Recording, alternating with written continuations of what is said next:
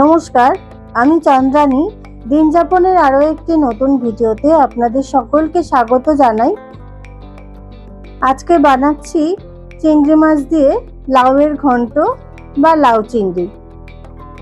লাউ চিংড়ি বানানোর জন্য কড়াইয়ের মধ্যে সরষের তেল গরম করে তার মধ্যে 5 ফোড়ন দিয়ে নিলাম। ফোড়নটার থেকে সুন্দর গন্ধ বেরোতে আরম্ভ করলে আগে থেকে ধুয়ে পরিষ্কার করে কেটে রাখা চিংড়ি মাছগুলো দিয়ে দেব। আমি এখানে বড় চিংড়িগুলোকে ছোট ছোট টুকরো করে নিয়েছি। চিংড়ি মাছটা হালকা করে একটু ভেজে নেব। চিংড়ি মাছটা হালকা ভাজা হয়ে গেছে। এবার একটা টমেটোকে কুচি করে আমি এর মধ্যে দিয়ে দেব।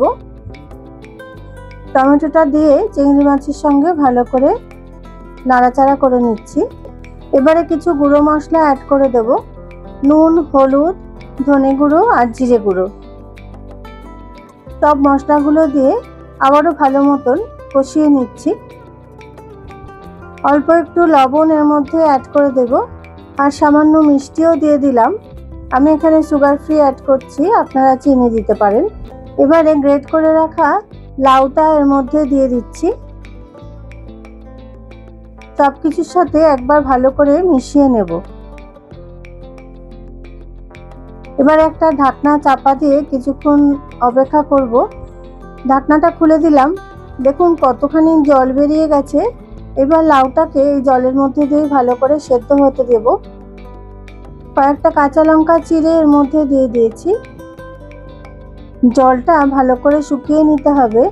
কিছুটা পরিমাণ ধনেপাতা এখন অ্যাড করে দিচ্ছি। ধনেপাতাটা দিয়ে একটু নাড়াচাড়া করে শুকনো পর্যন্ত অপেক্ষা করলেই তৈরি হয়ে যাবে লাউ চিংড়ি। লাউ চিংড়ি তৈরি হয়ে গেছে। আমি প্লেটে সার্ভ করে দিয়েছি। আজকের এই লাউ চিংড়ির রেসিপি আপনাদের কেমন লাগলো আমাকে অবশ্যই কমেন্ট করে জানাবেন এবং ভালো লাগলে একটা লাইক শেয়ার করে দেবেন। নতুন যারা আমার চ্যানেলটিকে দেখছেন তাদের অবশ্যই অনুরোধ করব যেন চ্যানেলটিকে সাবস্ক্রাইব করে দেন।